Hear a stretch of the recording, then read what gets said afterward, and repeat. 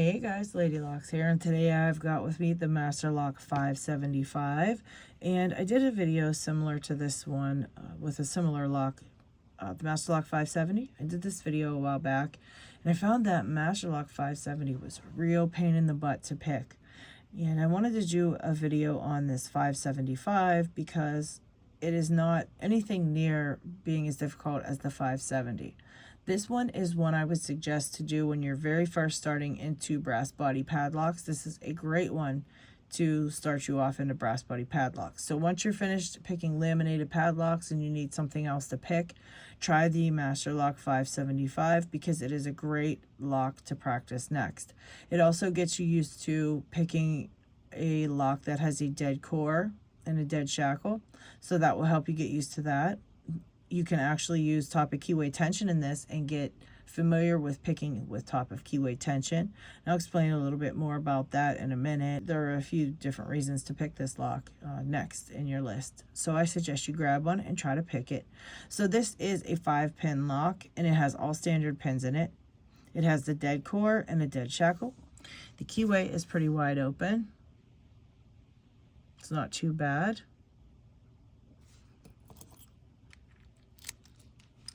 Got the dead core there, dead shackle.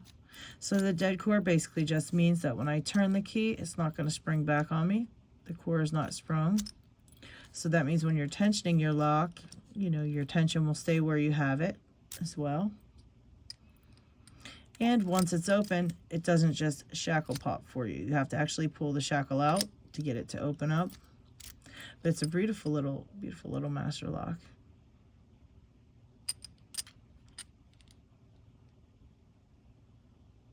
All right, so here's the bitting of the key for this master lock.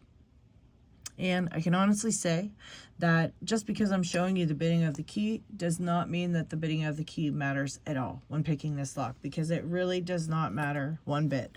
So this one has what some people would refer to as a gatekeeper pin, which is a low set first pin. And then the rest of the pins in the lock get higher and higher as you go.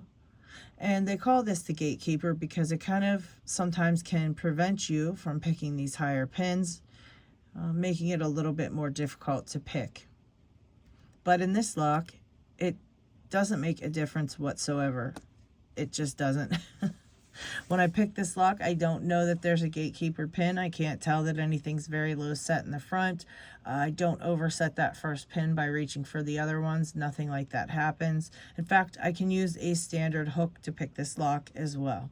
I always say start with a standard hook, and then if you can't get some pins set, then you can grab a medium hook and try to set those pins. But always start with a short hook if you can and see where that takes you first. Now, when I say about the bitting of the key, I really want to make this clear in this video that the bitting of the key doesn't really make a difference in picking a lot of locks. Now, people show the bitting of the key. I show the bitting of the key, like before every single video, I show the bitting of the key if I have the key for the lock I'm picking. When I'm actually picking the lock and when I first get the lock, I don't even really pay attention to the bitting of the key because I found that when I was paying attention to the bitting, I was picking the lock how I thought it should be picked. You know, how I thought it should be picked according to the bitting of the key. And that is a terrible way to pick a lock. Don't pay attention to that at all. The only thing you should be paying attention to when you're picking a lock is the lock and the pins and what the pins want you to do. And if you follow what we all keep learning about the pins, you know, the pin states, if you follow the pin states and you just pick the binding pins, your lock will open for you. You don't need to worry about the bitting of the key. I don't think you should pick a lock based off of the bitting of the key because a lot of locks that you're going to get won't even have a key. So you're just going to have a lock and you're going to need to pick it. And if you get used to picking, you know, by looking at the bitting of the key, then you're going to run into problems when you don't have a key to look at to kind of, you know your way around the inside of the lock with. And like I said, it doesn't really matter when picking this lock anyways what the bitting of that key is. So I'm just removing the key from the picture and we're not even going to think about that. All right. Okay, so let's get this up in the vise. And I want to talk a little bit about the two different things that you're going to need to pick this lock, which is your hook and your tensioner. So when I'm talking about hooks, I'd like to make a quick note, and I've said this in a couple other videos for newer pickers, but in case this is the first one you're watching, I'd like to tell you about the tips of your pick, the tips of your hook pick. There are a couple different types of hook picks and different tips that you can get. You can get pointed tips, you can get rounded tips, and you can get flat tips on your hooks. That I don't think is talked about enough for beginners, because I actually went and got a set and I had a bunch of rounded tipped hooks, and I thought I just was a terrible picker for a while there, because I couldn't get, I couldn't get anything picked. It was just fighting the locks to get them picked. And what I found was that when I used my flat tipped hook, I could pick very easily after that. And what it is some of these pins are pretty pointy when you're picking. And if you're going to try to pick a pointy pin, taking a pointy hook and trying to find the middle of a pointy pin is hard enough, let alone setting the point of your hook onto the point of your pin and then moving it and pushing it. All right, that's really hard to do. If you want to add to your stress, go for it. But in my opinion, use the flat tipped hook. Make sure that your set includes some flat tipped hooks. The flat tip on that hook might not be that big, but that little bit of flatness on there is going to help you land on the middle of your pin a lot easier. You can also check out the monkey paw from Sparrows. There's quite a few monkey paws out there now, I think from a couple different places, but this actual pick, the monkey paw, was designed by Lock Noob. And what it is just a standard hook with a little notch in the middle there. And that notch actually grabs onto the tips of your pins, right? It works like a charm. It's one of the very first hooks I used, and I used this monkey paw to open probably 7 months of locks, or 6 months or 7 months of the locks I picked. In every one of my videos, I'm picking with a monkey paw pretty much the very first 6 months of my picking. And I think I made it all the way up to, I think I even picked a red belt lock with my monkey paw. So it really did help me a lot, landing on the pins. And you get used to it. You get used to going in there and automatically getting onto the bottom of a pin. So eventually you could switch to a pointy hook or a rounded tip hook, which is fine. But these hooks, I feel like they're mainly better for Euro cylinders that have holes in the warding where you can go up in between the holes in the warding to pick the pins. So you're not actually having to land on the middle of a pin freehand. You're actually going through warding to land on the pins. So that's where these pointed and rounded hooks come in handy. And some pickers are just so amazing at picking. They can grab a pointed hook and find the middle of a pin and push on it and never slide off once. I know a couple pickers like that. I myself am not one. I don't have the patience to try to do that, and I'm just not very good at it. So I like my flat tipped hooks. They've taken me a long way, especially the monkey paw. It's one of my favorites. But for this example, I'm going to be using the Jimmy Long standard hook in the flat tip. Okay, and then I'm also going to be using a top of keyway tension, and I want to talk a little bit about that very quickly. Top of keyway tension sucks to learn. It's terrible to learn. It's not fun at all. These things fly out of your lock a million times. Oh my gosh, I probably lost my tensioner about 200 times when I first started picking with the top of keyway. And it was always at the worst time. I would be so close to getting my lock open, and I would push on the tensioner somehow, or push a pin up that would kind of bump into the tensioner, and it would go flying across the room. And not only did I lose all my progress, but I had these laying all over the place in my room because I couldn't find them. They would fly into the worst place possible where it just disappeared for like 2 months, that kind of thing. So it's terrible. It's terrible. But you need to learn how to do it because a whole lot of locks depend on using top of keyway tension. So there's a lot of locks that need that, you know, and a lot of locks that it's very easy to pick them if you can keep everything out of the keyway and just only use top of keyway tension. So I think that it's better if you learn them when you're newer and you're first starting out, because you're already learning a bunch of things, and the habit of getting into using top of keyway tension and learning how to use it, I think, is a great, you know, I think it's great to learn right away.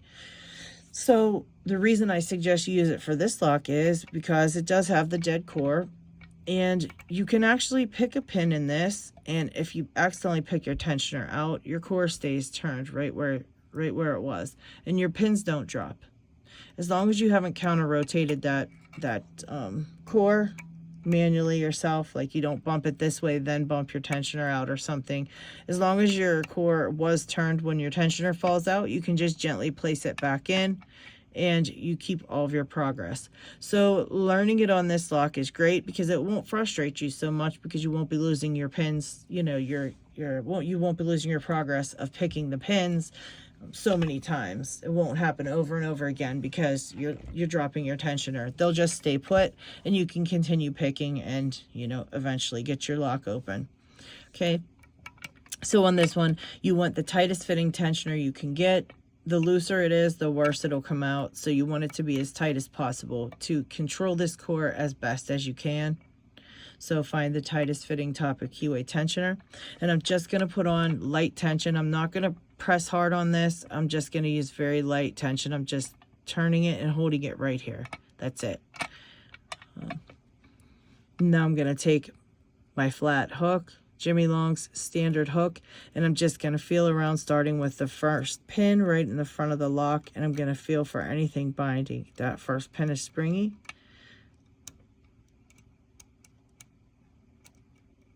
Second pin is springy. Third pin is springy. And now I think this fourth pin is binding.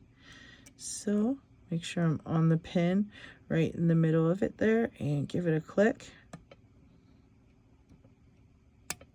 All right, that was a nice click. And let's see.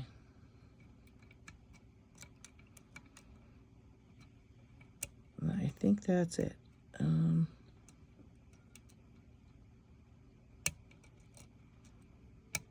No, my fifth pin was binding too, so I gave that a click as well. And coming back out to the front. All right, that one was binding, gave it a click. This is the second pin now. All right.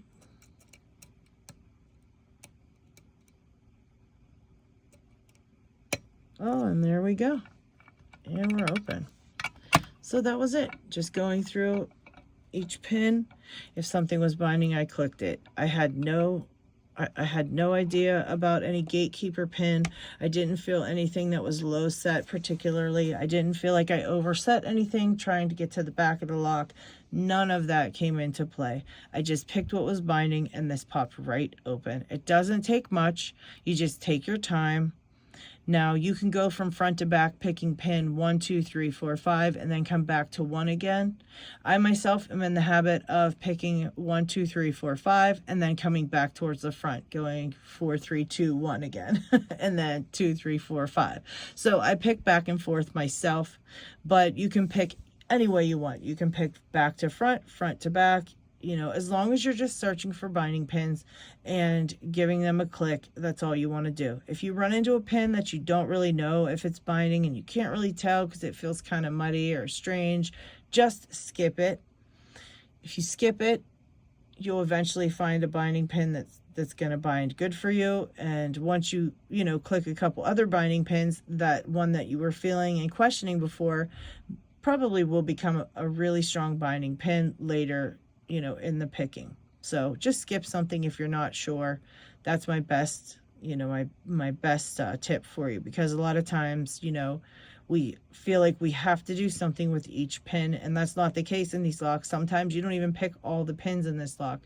I don't even think I picked the third pin in this lock. So, I mean, that's kind of weird because it looked like it was kind of, would definitely need a click according to the bidding of the key, but you know, I may have bumped it picking something else, or it just might have already, you know, been set. I mean, it happens. These locks don't have that great of tolerances, so they're not going to be super, you know, they're not going to be super on point for you. They're going to have some, you know, sloppiness to them, and they're not going to be perfect.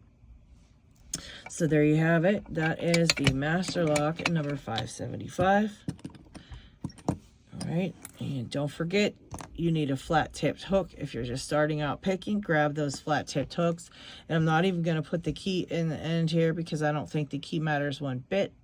Let's not focus on the key. Let's focus on the pins inside the lock. All right.